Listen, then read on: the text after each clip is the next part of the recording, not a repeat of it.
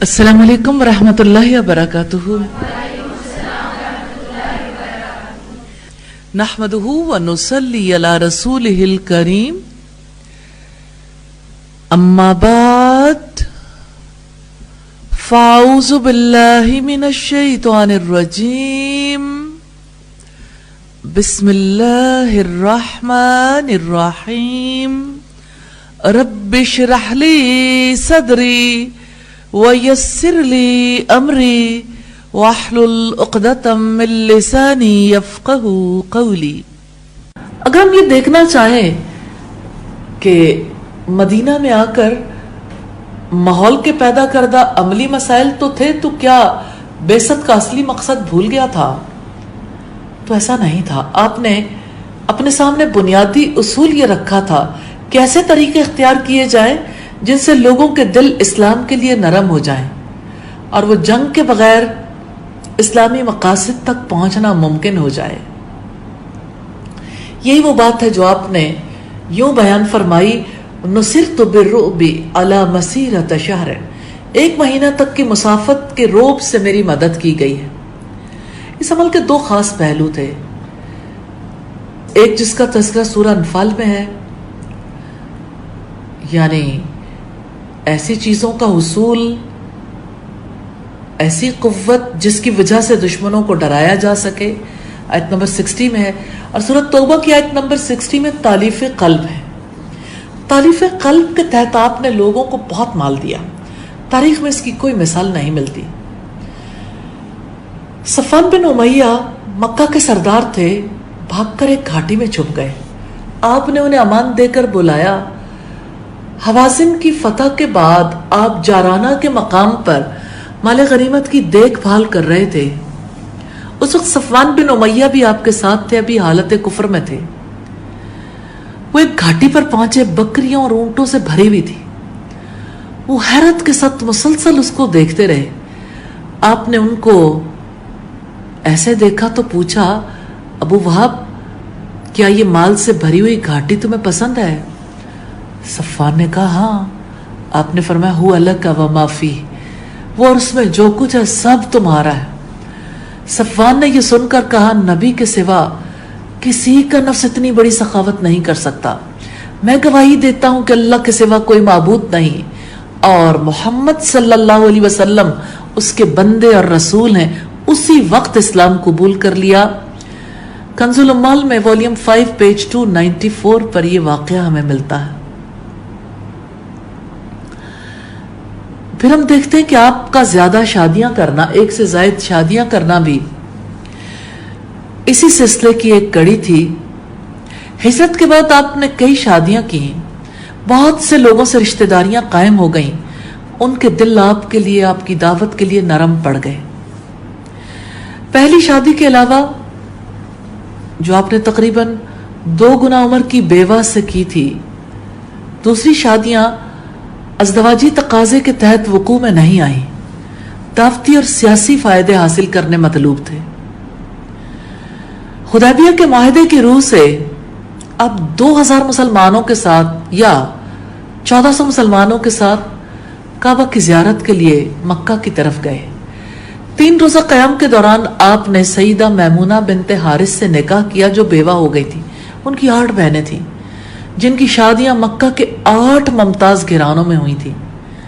اس طرح 8 خاندانوں سے آپ نے رشتہ داری قائم کر لی.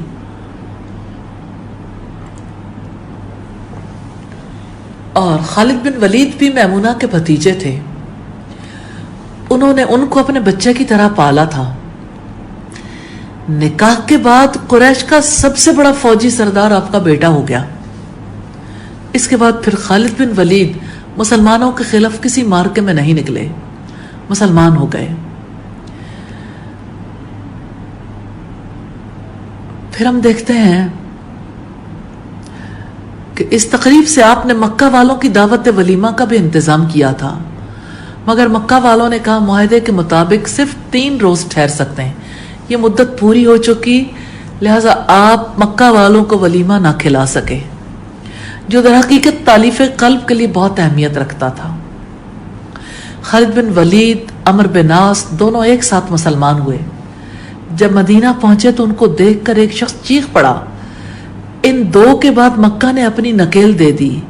بہقی کی روایت ہے.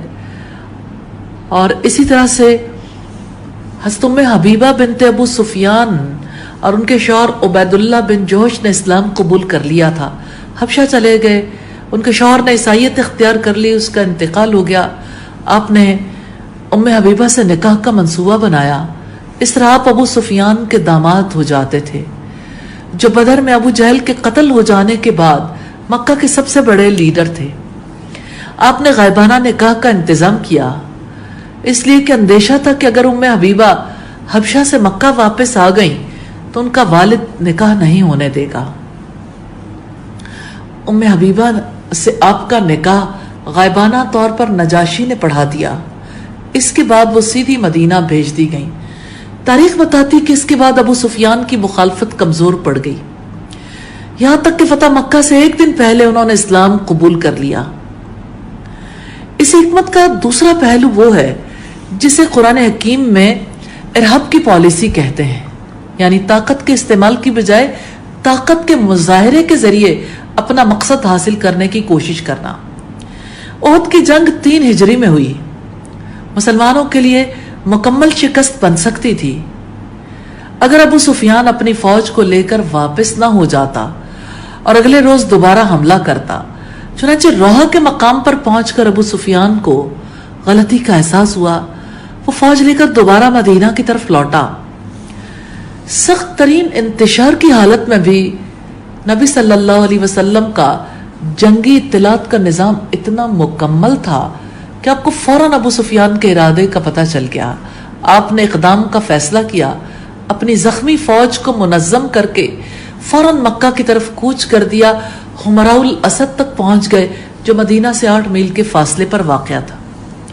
آپ کا یہ سفر پورے اعلان اور اظہار کے ساتھ تھا، جبکہ عام طور پر آپ خاموشی کے ساتھ نکلا کرتے تھے. ابو سفیان کو خبر ہوئی، اس نے سمجھا آپ کو مزید کمک آ گئی ہے. وہ واپسی کا ارادہ ترک کر کے مکہ کی طرف روانہ ہو گیا. جب آپ کو اطمینان ہو گیا تو آپ بھی مدینہ تشریف لے آئے. اسی طرح غزوہ موتا جمادی الاولی 8 ہجری کے سال میں ہوا. قیصر روم نے سرحد پر فوجی تیاریاں شروع کی تھیں اور اس کے ماتحت غسانی اور دوسرے عرب سردار بھی فوج اکٹھی کرنے لگے. اس کے جواب میں آپ 30,000 کا لشکر لے کر نکلے، جس کو غزوہ تبوک کہا جاتا ہے. یہ رجب 9 ہجری کی بات ہے. تبوک کا غزوہ حقیقتاً ایک جنگی تدبیر تھی اور اس کا مقصد یہ تھا کہ دشمن کے اقدام سے پہلے اقدام کر لیں تاکہ وہ مرعوب ہو کر اقدام کا حوصلہ کھو دے. تبوک کے مقام پر پہنچ کر جب آپ کو معلوم ہوا کہ قیصر نے مقابلے کے لیے بڑھنے کی بجائے سرحد سے فوجیں ہٹانی شروع کر دی ہیں تو آپ نے بھی جنگ کا ارادہ چھوڑ دیا. اس طرح سے آپ کو اخلاقی فتح حاصل ہوئی. اس سے آپ نے سیاسی فائدہ اٹھانے کا منصوبہ بنایا.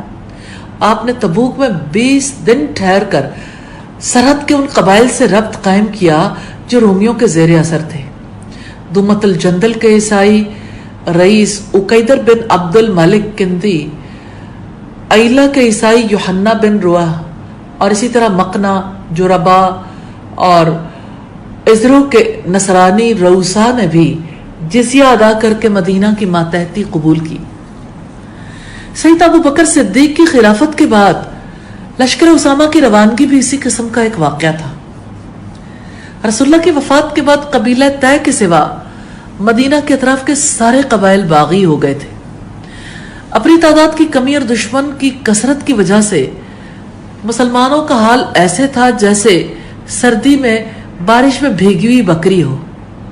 حالات تقاضا کرتے تھے کہ اندرونی دشمنوں کو زیر کرنے کے لیے طاقت محفوظ رکھی جائے، مگر رسول اللہ کے فیصلے پر قائم رہتے ہوئے حضرت ابوبکر نے طے کیا کہ لشکر اسامہ کو جو 700 افراد پر مشتمل تھا رومیوں کے مقابلے کے لیے شام روانہ کر دیں. اس اقدام کا بڑا گہرا اثر ہوا. حضرت ابو ہریرہ کے الفاظ میں یہ اثر ایسا تھا، البدایہ والنہایہ میں ہے، والیوم 6 پیج 305 پر. کہ اسامہ کا لشکر جب ان قبیلوں پر سے گزرتا جو مرتد ہونا چاہ رہے تھے، وہ کہتے اگر مسلمانوں کے پاس قوت نہ ہوتی تو اس قسم کی فوج ان کے پاس سے روانہ نہ ہوتی، ہم ابھی انہیں چھوڑ دیں اور روم سے لڑنے دیں۔ چنانچہ وہ رومیوں سے لڑے، انہیں شکست دی، قتل کیا، سلامتی کے ساتھ واپس آئے۔ یہ دیکھ کر فتنہ ارتداد میں مبتلا ہونے والے بھی اسلام پر جم گئے۔ اب مدینہ پہنچے تو وہاں مشرکوں کی اقلیت کو چھوڑ کر 2 بڑے گروہ آباد تھے، ٹکڑوں میں بٹے ہوئے تھے۔ نفسیاتی طور پر لوگ ایسے شخص کا انتظار کر رہے تھے جو ان میں اتحاد اور نظم پیدا کر دے۔ آپ صلی اللہ علیہ وسلم نے اپنی طرف سے ایک معاہدہ جاری کیا جس میں یہود اور مسلمانوں کو مستقل حیثیت میں تسلیم کر لیا گیا۔ اس میثاق میں دونوں کے مروجہ حقوق اور ذمہ داریوں کو چھیڑے بغیر ایک قابل قبول شکل میں تسلیم کر لیا گیا۔ اس کے بعد ایک دفعہ ان لفظوں میں شامل کی گئی، اور جب بھی تم میں کسی معاملے میں کوئی اختلاف ہو تو وہ معاملہ اللہ اور اس کے رسول کی طرف لوٹے گا۔ تہذیب سیرت ابن ہشام میں یہ 129 نمبر پر ہے۔ تو یہ میثاق گویا سیاسی اقدام تھا جس کے ذریعے آپ نے انتہائی حکیمانہ طور پر مدینہ پر اسلام کی دستوری حکومت کا اعلان کر دیا۔ آپ کے مدینہ پہنچنے کے بعد قریش کا غصہ کم ہونے کی بجائے بڑھ گیا، کیونکہ وہ دیکھ رہے تھے کہ مسلمانوں کا مرکز مضبوط ہو گیا۔ اس لیے وہ چاہتے تھے کہ کسی بھی طرح سے مسلمانوں کی قوت کو کچل ڈالیں۔ اہل شرک کثرت میں تھے لیکن نفرت اور حسد کا منفی سرمایہ ساتھ رکھتے تھے، اور مسلمانوں کے پاس ایمان اور یقین کا مثبت خزانہ تھا جو بے پناہ طاقت رکھتا ہے۔ عرب اپنی جاہلی حمیت کے تحت اکیلے لڑتے تھے تاکہ ہر شخص اپنا منفرد کمال دکھائے، بہادر مشہور ہو۔ مسلمان اللہ پر ایمان لا کر یہ کمزوری ختم کر چکے تھے۔ آپ نے عرب تاریخ میں پہلی بار مورچہ بندی کی تلقین کی۔ آپ نے انہیں سکھایا ذاتی کمال دکھانے کا شوق نہ رکھو، دستہ بنا کر لڑو۔ قریش کی انفرادی طاقت کو اپنی اجتماعی طاقت سے شکست دو، جیسا کہ سورہ صف کی آیت نمبر 4 میں ہے، صفن کأنہم بنیان مرصوص۔ تو ایمان اور مورچہ بندی کی طاقت سے وہ واقعہ وجود میں آیا جسے اسلام کی تاریخ میں بدر کی فتح کہتے ہیں۔ بدر میں قریش نے شکست کھائی، پھر کئی مارکے ہوئے، 3 ہجری میں احد کا، 5 ہجری میں احزاب کا۔ ان غزوات میں مسلمانوں کو بہت شدید مصائب پیش آئے۔ غزوہ خندق میں 800 آدمی تھے۔ سردی، بھوک اور تھکن کا عالم یہ تھا کہ جب آپ نے دشمن کی جاسوسی کے لیے ایک شخص کو بھیجنا چاہا، 3 بار آواز دینے کے بعد بھی کوئی نہیں اٹھا، یہاں تک کہ آپ حضرت حذیفہ کے پاس آئے، نام لے کر ان کو بلایا، انہیں اس کام پر متعین کیا۔ دوسری طرف مدینہ کے یہودی مسلمانوں کے لیے مستقل مسئلہ بنے ہوئے تھے۔ قریش سے مل کر دونوں کے درمیان اسلام کے خلاف سازشیں جاری رہتی تھیں۔ خندق کے 20 روزہ محاصرے کے بعد جب ایک شدید آندھی سے مجبور ہو کر قریش کی فوج واپس ہوئی تو آپ نے اس موقع کو مدینہ کے اندرونی یہودیوں سے نبٹنے کے لیے موزوں سمجھا، جس میں ان یہودیوں کی سازش اور بغاوت سامنے آ چکی تھی۔ آپ نے مدینہ کے قبائل بنو نذیر، بنو قینقاع، بنو قریظہ کو خندق سے لوٹتے ہی فوراً گھیر لیا اور ان پر ان کی کتاب تورات کے قانون کو جاری کر کے ان کے مسئلے کو ہمیشہ کے لیے ختم کر دیا۔ ہجرت کے 6 سال یہ صورتحال تھی کہ درمیان میں مدینہ کا دارالاسلام تھا، جنوب میں 400 کلومیٹر کے فاصلے پر مکہ کے قریش تھے، شمال میں 200 کلومیٹر کے فاصلے پر خیبر کے یہودی، قریش اور یہودی اسلام دشمنی میں متفق الرائے تھے، لیکن اکیلے اتنے طاقتور نہیں تھے کہ تنہا اسلام کو ختم کر سکیں۔ اس لیے ان کے درمیان مشترکہ جنگی اقدام کی سازشیں چل رہی تھیں۔ مسلمان بھی اس پوزیشن میں نہیں تھے کہ بیک وقت اپنے دونوں دشمنوں کا مقابلہ کر سکیں۔ ان حالات میں آپ نے ذوالقعدہ 6 ہجری میں اپنے 1500 ساتھیوں کے ساتھ مکہ کی طرف کوچ کیا اور اعلان کیا کہ ہم کسی کے خلاف جنگ کے لیے نہیں جا رہے، عمرے کے لیے جا رہے ہیں۔ قربانی کے جانوروں کا قافلہ بھی ساتھ تھا اور اونٹوں کو قربانی کا نشان قلادہ پہنانے کا بھی آپ نے حکم دے دیا تاکہ مکہ والوں کو پتہ چل جائے کہ آپ کعبہ کی زیارت اور قربانی کے لیے آئے ہیں۔ اس سفر کا ایک مقصد یہ بھی تھا کہ قریش پر اس بات کا اظہار کیا جائے کہ آپ کا مقصد کعبہ کی مذہبی یا تجارتی حیثیت کو ختم کرنا نہیں ہے۔ مکہ سے تقریباً 11 کلومیٹر کے قریب حدیبیہ کے مقام تک پہنچے تھے کہ حسب توقع قریش نے آگے بڑھ کر روکا۔ آپ نے جھگڑے سے بچتے ہوئے وہیں پڑاؤ ڈال دیا اور قریش کو پیغام بھیجا کہ ہمارے اور تمہارے درمیان صلح کا معاہدہ ہو جائے۔ صحیح بخاری کی روایت ہے کہ آپ نے فرمایا ہم کسی سے لڑنے نہیں آئے، صرف عمرہ کے لیے آئے ہیں۔ اور آپ نے یہ کہا کہ جنگ نے قریش کا برا حال کر دیا، کافی نقصان پہنچایا، اگر وہ چاہیں تو میں ان کے لیے ایک مدت جنگ نہ کرنے کی مقرر کر دوں، وہ میرے اور لوگوں کے درمیان سے ہٹ جائیں، اگر میں غالب رہوں تو چاہیں تو اس دین میں داخل ہو جائیں جس میں لوگ داخل ہوئے، اور مجھے غلبہ نہ ہوا تو ان کا مدعا حاصل ہے، اور اگر قریش نے اس سے انکار کیا تو ذات کی قسم جس کے قبضے میں میری جان ہے، میں اس معاملے میں ان سے لڑوں گا، خواہ میری گردن الگ ہو جائے اور اللہ کا امر پورا ہو کر رہے گا۔ یہ پیغام خود قریش کے اندر موجود ایک فکر سے فائدہ اٹھانا تھا۔ مکہ کے ابتدائی دور میں جب عتبہ بن ربیعہ قریش کے ایک نمائندے کی حیثیت سے آپ سے ملا، آپ سے گفتگو کے بعد قریش کی طرف لوٹا، اس نے جو باتیں قریش سے کہیں ان میں سے ایک یہ بھی تھی، اس آدمی کو اس کے حال پر چھوڑ دو، اللہ کی قسم وہ اپنی بات سے باز آنے والا نہیں، تم اس کے اور عرب کے درمیان سے ہٹ جاؤ، اگر وہ عرب پر غالب آ گئے تو ان کی عزت تمہاری عزت، مغلوب ہو گئے تو تم دوسروں کے ہاتھوں ان سے نجات پالو گے۔ یہ فکر قریش کے اندر دبی ہوئی تھی، اس کو آپ نے استعمال کیا، اس کا نتیجہ یہ ہوا کہ خود دشمن کے اندر آپ کو اپنے نقطہ نظر کے حامی مل گئے۔ ایک طرف آپ نے یہ پیغام دیا، دوسری طرف قریش کو مختلف طریقوں سے متاثر کرنے کا عمل بھی شروع ہو گیا۔ بنی کنانہ کا ایک شخص مکہ سے روانہ ہو کر حدیبیہ پہنچا تاکہ یہ معلوم کرے مسلمان کس لیے آئے ہیں۔ لوگوں نے آپ کو اطلاع دی تو آپ نے فرمایا اس شخص کے قبیلے میں قربانی کے اونٹوں کی تعظیم کی جاتی ہے، تم لوگ اپنے قربانی کے اونٹوں کو لے کر اس کا استقبال کرو۔ مسلمانوں نے اونٹوں کا قافلہ بنایا اور لبیک اللہم لبیک پڑھتے ہوئے اس کے سامنے سے گزرے۔ یہ شخص مکہ واپس ہوا بڑا متاثر تھا، اس نے قریش سے کہا مجھے یقین ہے مسلمان صرف کعبہ کی زیارت کے لیے آئے ہیں۔ اس طرح 1500 مسلمانوں کے ایمان اور اسلام کا مظاہرہ بھی سب کو شدید متاثر کر رہا تھا۔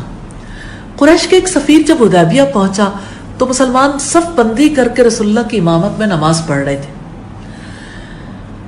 آپ دیکھتے ہیں اور جانتے ہیں کہ نماز کا نظم و ضبط کا منظر کیسا ہوتا ہے۔ اتنا مرعوب ہوا، واپس ہو کر قریش سے کہا اتنا زبردست اتحاد ہے، ساری کی ساری قوم محمد کے ایک اشارے پر حرکت کرتی ہے۔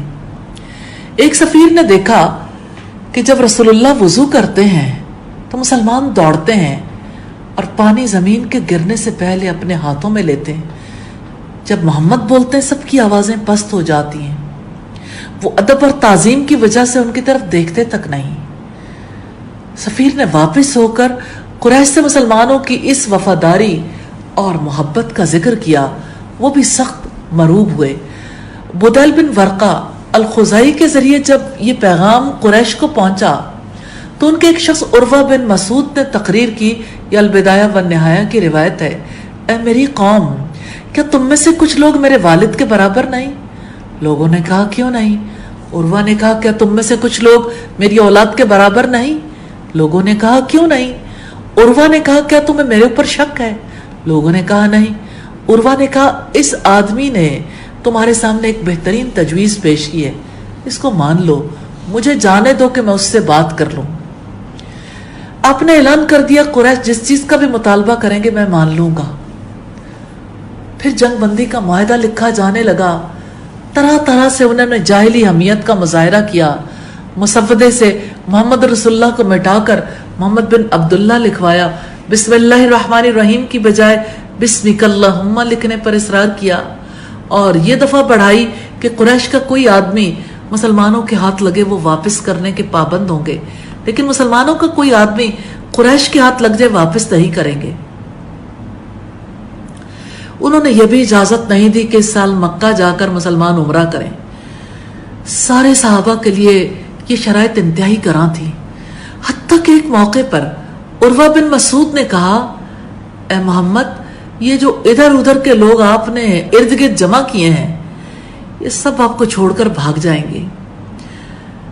حضرت ابوبکر بھی یہ سن کر غصے میں آ گئے، ان کی زبان سے نکلا کہ کیا یعنی تم لات کی شرمگاہ کو چوسو، کیا ہم آپ کو چھوڑ کر بھاگ جائیں؟ یہ البدایہ والنہایہ کی روایت ہے۔ رسول اللہ ہر قسم کی اشتعال انگیزیوں کو برداشت کرتے رہے، قریش کے مطالبے کو مان کر 10 سال کے لیے جنگ بندی کا معاہدہ کر لیا۔ اب قریش پابند ہو گئے۔ یہ معاہدہ مسلمانوں پر اتنا سخت تھا کہ اس کی تکمیل کے بعد آپ نے قربانی کرنے کے لیے کہا، 3 بار اعلان کرنے کے باوجود ایک شخص بھی قربانی کے لیے نہیں اٹھا۔ اس کے بعد اٹھے تو یہ غم کا حال تھا کہ قربانی کے بعد سر موڑنے لگے، ایسا معلوم ہوتا تھا ایک دوسرے کو کاٹ ڈالیں گے۔ مگر دب کے کیے جانے والے معاہدے کے اتنے عظیم و شان فوائد حاصل ہوئے، شمار نہیں کیا جا سکتا۔ 2 حریفوں میں سے ایک کے ساتھ تو جنگ بندی کا معاہدہ ہو گیا، اب رہ گئے خیبر کے یہودی۔ مسلمان دونوں سے تو نہیں نبٹ سکتے تھے، ایک پر حملہ کرنا دوسرے کو موقع دینا تھا کہ پیچھے سے آ کر مدینہ میں گھس جائیں اور مسلمانوں کے مرکز کو برباد کر دیں۔ اب جب جنگ بندی کا معاہدہ ہو گیا، اس طرح انہیں بطن مکہ میں روک دیا۔ سورہ الفتح کی آیت نمبر 24 سے ہمیں پتہ چلتا ہے۔ اس کے بعد مدینہ واپس آ کر پہلی فرصت میں خیبر پر حملہ کر دیا اور یہودی مسئلے کو ہمیشہ کے لیے ختم کر دیا۔ پہلا واقعہ ذوالقعدہ 6 ہجری میں ہوا، دوسرا محرم 7 ہجری میں۔ خیبر میں یہودیوں کے 8 پتھر کے قلعے تھے جن میں 20,000 جنگجو ایسے ہتھیاروں کے ساتھ جمے ہوئے تھے جن سے اسلامی فوج بالکل خالی تھی۔ ان قلعوں کے استحکام کے لیے وہی طریقہ اختیار کیا گیا تھا جس طریقے نے 1700 میں فرانس کے فوجی انجینئر مارشل وابان نے اختیار کر کے شہرت پائی تھی۔ اس موقع پر جو جنگی حکمت عملی اختیار کی گئی، ایک واقعہ کافی ہے۔ قلعوں کا پھاٹک توڑنے کے لیے یہ کیا گیا، بھاری درخت کا تنا لے کر 50 آدمی دوڑتے تھے اور اس کو تیزی سے قلعے کے پھاٹک پر مارتے تھے۔ بارہ ایسا کرنے سے قلعے کا دروازہ ٹوٹ جاتا تھا۔ اس کے بعد تیروں اور منجنیقوں کے طوفان میں مسلمان قلعے کے اندر گھس جاتے۔ 4 قلعے مسخر ہوئے تھے، باقیوں نے مرعوب ہو کر خود سے دروازے کھول دیے اور اپنے آپ کو اسلامی فوج کے سپرد کر دیا۔ خیبر فتح ہو گیا۔ اب قریش مکہ کا مسئلہ تھا۔ آپ کی ربانی فراست نے آپ کی رہنمائی کی کہ دشمن کو موقع دیا جائے وہ غلطی کرے تاکہ آپ کے لیے مداخلت جائز ہو جائے۔ آپ جانتے تھے کہ قریش کو جس چیز نے اسلام کے خلاف برانگیختہ کر رکھا ہے وہ بغض، حسد، گھمنڈ، اقتدار پرستی کے سوا کچھ نہیں ہے۔ جو لوگ اس قسم کی نفسیات کے تحت کسی کی مخالفت کریں وہ اپنے آپ کو غیر اخلاقی کاروائیوں سے باز نہیں رکھ سکتے۔ اندازہ صحیح نکلا۔ قبیلہ خزاع اور قبیلہ بنی بکر کی جنگ شعبان 8 ہجری میں ہوئی۔ قریش نے درپردہ اپنے حلیف قبیلہ بنو بکر کی حمایت میں آپ کے حلیف قبیلہ بنو خزاع کے خلاف چڑھائی کر کے یہی غلطی کی۔ یہ معاہدہ صلح کی صریح خلاف ورزی تھی۔ یہ صلح حدیبیہ کے 2 برس بعد کا واقعہ ہے۔ اس صلح کے نتیجے میں اس مدت میں اسلام اتنا بڑھ چکا تھا کہ صلح حدیبیہ کے وقت اگر آپ کے ساتھ 1500 مرد تھے تو اب ان کی تعداد 10,000 ہو چکی تھی۔ آپ نے خاموشی کے ساتھ مکہ کی طرف مارچ شروع کر دیا۔ یہ سب کچھ اتنی حکمت اور تدبر کے ساتھ ہوا، خون بہائے بغیر مکہ فتح ہو گیا۔ سورہ الفتح کی آیت نمبر 20 میں یہی بات ہے جو رب العزت نے ارشاد فرمائی، وعدکم اللہ مغانم کثیرۃ تأخذونها فعجل لکم هذه وکف ایدی الناس عنکم۔ وعدہ کیا ہے تم کو اللہ نے بہت غنیمتوں کا، تم ان کو لوگے، بس جلدی دے دی تمہیں یہ فتح اور روک دیے تم سے لوگوں کے ہاتھ۔ معاہدے کے وقت صورتحال یہ تھی کہ تقریباً 20 سال کی مسلسل تبلیغی کوششوں کے ذریعے اسلام کی آواز سارے عرب میں پھیل چکی تھی۔ ہر قبیلے میں بے شمار ایسے لوگ پیدا ہو چکے تھے جن کے دلوں میں اسلام نے اپنی جگہ بنا لی تھی، مگر اس وقت کے عرب میں قریش کو قیادت کا مقام حاصل تھا۔ لوگ قریش کے ڈر سے اپنے اسلام کا اعلان نہیں کرتے تھے۔ وہ سمجھتے تھے کہ اسلام کا اعلان کرنا قریش سے جنگ چھیڑنے کے ہم مانی ہے۔ حدیبیہ کے معاہدے کے بعد جب لوگوں کو معلوم ہوا کہ قریش اور مسلمانوں کے درمیان 10 سال کا جنگ بندی کا معاہدہ ہو گیا ہے تو یہ خطرہ دور ہو گیا۔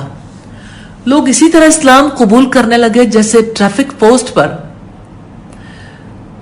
اگر کافی دیر تک روڈ بلاک رکھی جائے اور پھر کھل جائے تو کیسے اچانک رش ہو جاتا ہے، لوگ ٹوٹ پڑتے ہیں۔ ابن شہاب زہری اور دوسروں نے کہا کہ اللہ تعالیٰ نے صلح حدیبیہ کے ذریعے مسلمانوں کو جو فتوحات دیں وہ کسی بھی دوسرے غزوے سے زیادہ تھی۔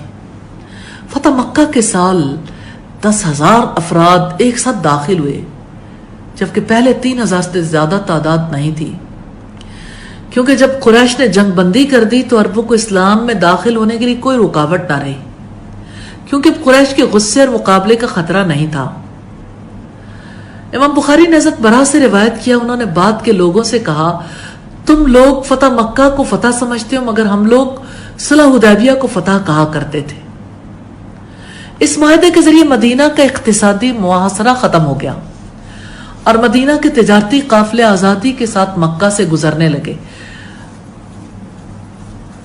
اور ابو بصیر اور ابو جندل وغیرہ جن کو معاہدے کی روح سے قریش کی طرف واپس بھیجنا ضروری تھا وہ بھاگ کر ذو المروا پہنچے۔ ایسے مسلمان جمع ہو گئے حتیٰ کہ ایک نیا مرکز بن گیا۔ اس نے قریش کے قافلوں کو اتنا پریشان کیا کہ انہوں نے خود ہی یہ دفعہ ختم کر دی۔ عجلت اور ظاہر پرستی انسان کی بڑی کمزوری ہے۔ اگر انسان ان سے اوپر اٹھ جائے تو دنیا میں اللہ تعالیٰ نے ایسے امکانات رکھے ہیں جو انسان کو کامیابی تک پہنچانے کی ضمانت بنتے ہیں۔ ابن عساکر نے واقعی سے بیان کیا ہے کہ حضرت ابو بکر فرماتے تھے، اسلام میں فتح حدیبیہ سے بڑی فتح کوئی نہیں ہوئی۔ اس دن لوگوں کی نظریں وہاں تک نہیں پہنچ سکیں جو محمد صلی اللہ علیہ وسلم اور آپ کے رب کے درمیان تھا۔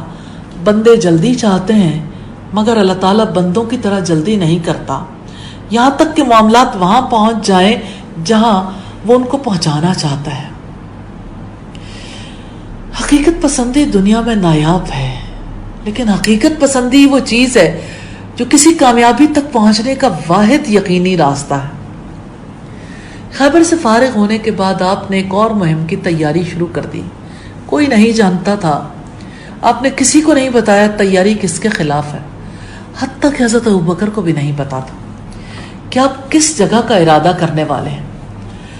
رمضان 8 ہجری کے آغاز میں جب اسلامی لشکر نے آپ کے حکم کے مطابق مکہ کا رخ کیا، اس وقت لوگوں کو معلوم ہوا کہ آپ کی منزل کیا ہے۔ پورا سفر انتہائی خاموشی سے طے ہوا، حتیٰ کہ آپ مر الزہران تک پہنچ گئے۔ مکہ والوں کو خبر نہیں ہوئی۔ آپ نے روانگی سے پہلے دعا فرمائی، یا اللہ قریش سے جاسوسوں اور خبروں کو روک لے یہاں تک کہ میں ان کے شہر میں داخل ہو جاؤں۔ اس مہم کی تیاری کے لیے آپ نے حیرت انگیز انتظامات کیے. آپ نے حکم دیا مدینہ کا تعلق باہر سے کاٹ دیا جائے, کوئی شخص باہر سے شہر کے اندر داخل ہو نہ شہر سے باہر جانے پائے. حضرت علی کی قیادت میں کچھ لوگ راستوں کی نگرانی کے لیے مقرر کر دیے گئے. انہی لوگوں نے حاطب بن ابی بلتا کے قاصد کو پکڑ کر اس سے وہ خط برآمد کیا تھا. سارا لشکر سامان اور ہتھیاروں سے لیس تھا. یہ طبرانی نے روایت کیا ہے اور ابن عباس سے. مسلمانوں کی ساری تعداد کو ساتھ لیا گیا. روانگی کا انتظام آپ نے اس طرح کیا, 10,000 فوج کو مختلف دستوں میں بانٹ دیا. ہر دستے کا ایک سردار تھا جو جھنڈا لے کر آگے چلتا, اس کے پیچھے چند 100 کا دستہ مارچ کرتا. اپنے چچا عباس سے آپ نے کہا ابو سفیان کو فوجوں کے مارچ کا منظر دکھائیں. تہذیب سیرت ابن ہشام کے والیوم 2 پیج 61 پر ہے, آپ نے حضرت عباس سے فرمایا ابو سفیان کو پہاڑ کے پاس گزرگاہ پہ روکے رکھیں تاکہ اللہ کا لشکر اس کے سامنے سے گزرے اور وہ اس کو دیکھیں. اسلامی لشکر قطار در قطار گزر رہا تھا. ابو سفیان حیرانی کے ساتھ دیکھ رہا تھا, یہاں تک کہ ابو سفیان کی زبان سے نکلا. ایک طرف آپ نے مکہ کے لیڈر ابو سفیان کو متاثر کیا, دوسری طرف یہ اعلان کر دیا کہ جو شخص ابو سفیان کے گھر میں داخل ہو جائے اس کو امان ہے. اس کا نتیجہ یہ ہوا کہ ابو سفیان نے خود ہی مکہ میں اعلان کر دیا لوگوں محمد کی اطاعت قبول کر لو. آج ان کا مقابلہ کرنے کی طاقت کسی میں نہیں. ابو سفیان جب متاثر ہوا تو اس نے کہا تھا کہ آج ان کا مقابلہ کرنے کی طاقت کسی میں نہیں. فتح مکہ کے واقعات اور بعد کے واقعات ثابت کرتے ہیں کہ اتنی بڑی مہم کے لیے اتنی زبردست تیاری مکہ میں خون ریزی کے لیے نہیں تھی, مروب کرنے کے لیے تھی تاکہ خون بہائے بغیر مکہ پر قبضہ ہو جائے. اسلامی لشکر کے سردار سعد بن عبادہ نے مکہ کے قریب پہنچ کر نعرہ لگایا آج گھمسان کا دن ہے. آپ نے فرمایا نہیں, آج رحمت کا دن ہے, اور ان کو سرداری سے معزول کر کے جھنڈا ان کے بیٹے قیس کو دے دیا. فتح مکہ کے بعد بھی اگرچہ کچھ لڑائیاں ہوئیں لیکن مجموعی طور پر آپ کے چھوٹے بڑے غزوات کی بڑی تعداد ہو جاتی ہے. ہاں, مکہ کا فتح ہونا ملک کے دارالسلطنت کا قبضے میں آنا تھا. پھر معمولی جھڑپوں کے بعد سارے عرب نے آپ کے اقتدار کو تسلیم کر لیا. الحمدللہ مکہ کیا فتح ہوا, عرب فتح ہو گیا. ہم فتح کے بعد کے حالات پہ ضرور دیکھیں گے. اب جانتے ہیں دشمن پر فتح انسان کے اندر 2 طرح کے جذبات پیدا کرتی ہے, غرور اور انتقام. مگر نبی صلی اللہ علیہ وسلم کی فتح ایک نبی کی فتح تھی. آپ اس قسم کے جذبات سے خالی تھے. ابن اسحاق نے روایت کیا ہے کہ فتح مکہ کے بعد جب آپ مکہ میں داخل ہوئے تواضع سے آپ کی گردن جھکی ہوئی تھی, حتیٰ کہ لوگوں نے دیکھا آپ کی داڑھی کجاوے کی لکڑی کو چھو رہی ہے. اور کعبے کے دروازے پر کھڑے ہو کر آپ نے جو خطبہ دیا اس میں یہ الفاظ فرمائے لا الہ الا اللہ وحدہ صدق وعدہ ونصر عبدہ وہزم الاحزاب وحدہ. البدایہ والنہایہ کی روایت ہے ایک اللہ کے سوا کوئی الہ نہیں, اس نے اپنا وعدہ سچ کر دکھایا, اس نے اپنے بندے کی مدد کی اور دشمن کی جماعتوں کو اس نے تنہا شکست دی. کوئی آپ نے فتح کے اس واقعے کو تمام کے تمام اللہ تعالیٰ کے حصے میں ڈال دیا. اس میں آگے چل کر وہ الفاظ ہمیں ملتے ہیں جس کو حافظ ابن قیم نے زاد المعاد میں بیان کیا ہے. پھر آپ نے فرمایا یا معاشر قریش, اے گروہ قریش, میری نسبت تمہارا کیا خیال ہے, میں تمہارے ساتھ کیا کروں گا. انہوں نے کہا بھلائی آپ شریف بھائی ہیں, شریف بھائی کے بیٹے ہیں. آپ نے فرمایا میں تم سے وہی کہتا ہوں جو یوسف علیہ السلام نے اپنے بھائیوں سے کہا تھا, لا تسریب علیکم الیوم، آج تم پر کوئی ملامت نہیں، جاؤ تم سب آزاد ہو۔ اس طرح آپ نے پہلے ہی مرحلے میں اس چیز کو ختم کر دیا جو فاتح اور مفتوح کے درمیان انتقام اور رد عمل کی صورت میں لمبی مدت تک جاری رہتی ہے۔ فاتح قومیں ایسی فتح کے بعد تخریب کاری کے عمل میں لگ جاتی ہیں، مگر آپ نے معافی کا طریقہ اختیار کر کے ساری قوتوں کو تعمیر کے راستے میں لگا دیا۔ فتح مکہ کے موقع پر جب آپ مکہ میں داخل ہوئے، آپ نے اپنے فوجی سرداروں کو حکم دیا کسی سے جنگ نہ کریں الا یہ کہ کوئی خود لڑنے کے لیے آ جائے۔ فتح کے بعد آپ نے عمومی طور پر سب لوگوں کی معافی کا اعلان کر دیا، ہاں جنہوں نے آپ کے خلاف سخت جنگی جرائم کیے تھے کچھ لوگوں کے بارے میں آپ نے فرمایا وہ قتل کر دیے جائیں، خواہ وہ کعبے کے پردے کے نیچے پائے جائیں۔ ابن ہشام نے اپنی سیرت کی کتابوں میں ان کا تذکرہ کیا ہے، ان کا نام بتایا ہے، جیسے عبداللہ ابن سعد، یہ مسلمان ہوئے، رسول اللہ نے انہیں کاتب وحی مقرر کیا، پھر وہ مرتد ہو کر کافروں سے جا ملے۔ فتح مکہ کے بعد جب انہیں معلوم ہوا ان کے قتل کا حکم دیا گیا ہے تو بھاگ کر حضرت عثمان کے پاس پہنچے جو ان کے دودھ شریک بھائی تھے۔ وہ انہیں چھپا کر رسول اللہ کے پاس لائے اور کہا دوبارہ مسلمان کر لیجئے۔ آپ خاموش رہے۔ حضرت عثمان نے پھر درخواست کی، آپ نے ان سے بیعت لے لی۔ حضرت عمر اور حضرت عثمان کے زمانے میں وہ مصر کے حاکم رہے، افریقہ میں ان کا ایک خاص حصہ تھا۔ پھر عبداللہ ابن خطل اور پھر اسی طرح سے فرتنی، یہ عبداللہ ابن خطل کی باندی تھی، آپ کی حجف میں اشعار پڑھتی تھی۔ قریبہ یہ بھی لونڈی تھی، اس کا بھی وہی پیشہ تھا۔ اور حویرس بن نقیس یہ شاعر تھا، رسول اللہ کی حجف کرتا تھا، اسلام کا تمسخر اڑاتا تھا، اور یہی شخص تھا جس نے نیزہ مار کر اونٹوں کو بھڑکا دیا اور آپ کی صاحبزادیاں جو کہ عباس بن مطلب کے ساتھ مکہ سے مدینہ جا رہی تھیں زمین پر گر گئیں۔ آپ نے اسے بھی قتل کرنے کا حکم دیا، حضرت علی نے اسے قتل کیا۔ مقیس بن سبابہ اور اسی طرح سے سارا، یہ ابو جہل کی باندی تھی، آپ کے حجف میں اشعار گایا کرتی تھی، آپ کا مذاق اڑاتی تھی۔ پھر حرس بن ہشام، زہیر بن امیہ، اکرمہ بن ابی جہل، حبار بن الاسود، وحشی بن حرب، کعب بن زہیر، حارث بن تلاتل، عبداللہ ابن زباری، حبیرہ بن ابی وہب مخزومی، ہند بنت عتبہ زوجہ ابی سفیان۔ نبی صلی اللہ علیہ وسلم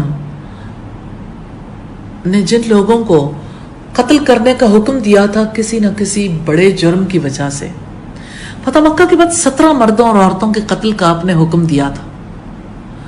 ہر شخص متعین اور معلوم شخصی جرم کی بنا پر قتل کا حق رکھتا تھا، لیکن جس نے بھی معافی مانگی یا آپ سے معافی کی درخواست کی گئی آپ نے معاف کر دیا۔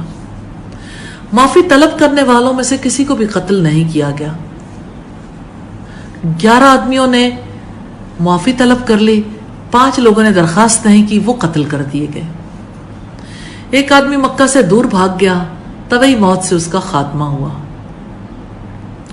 تو یوں ہم دیکھتے ہیں کہ مکہ فتح ہو گیا اور اس طرح سے آپ کی دعوت آخری مرحلے میں داخل ہو گئی۔ سیرت کے حوالے سے ایک بڑا اہم موضوع ختم نبوت کا بھی ہے۔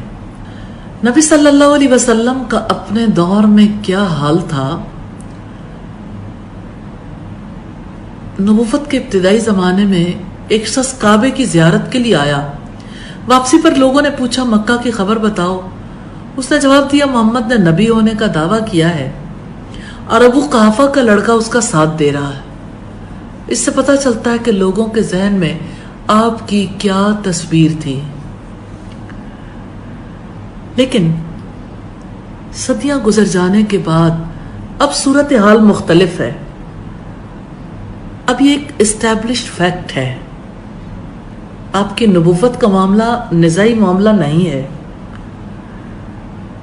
اب ایک عظیم تاریخ بن چکی، 1500 برس کی تصدیق شامل ہے۔ اب آپ صلی اللہ علیہ وسلم مسلمہ تاریخی حیثیت سے وہ درجہ حاصل کر چکے ہیں جسے قرآن میں مقام محمود قرار دیا گیا۔ بنی اسرائیل کی آیت نمبر 79 میں اس کا تذکرہ ملتا ہے۔ وآخر دعوانا ان الحمد للہ رب العالمین سبحانک اللہم وبحمدک نشہد ان لا الہ الا انت نستغفرک ونتوب الیک۔ السلام علیکم ورحمۃ اللہ وبرکاتہ۔